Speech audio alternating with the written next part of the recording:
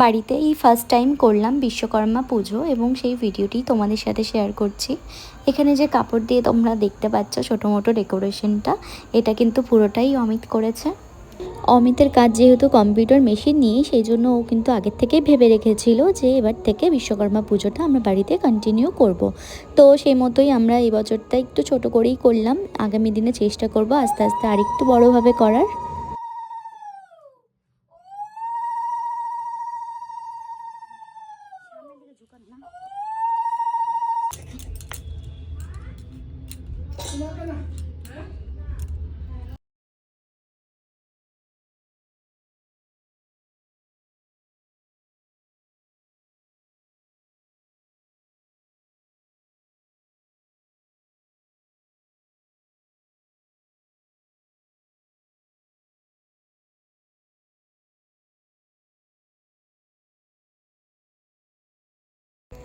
এমনিতেও পুজোর দিনগুলোতে ব্রাহ্মণদের একটু চাহিদাটা বেশি বেড়ে যায়, পাওয়াটা খুবই মুশকিল হয়ে যায়। যদিও আমাদের টাইম দিয়েছিল 1টার সময়, কিন্তু ব্রাহ্মণ আস্তে আস্তে প্রায় 2টো বেজে গেছিলো এবং পুজো শেষ হতে হতে মোটামুটি 3:30টার মতো হয়েই গেছিলো সময়।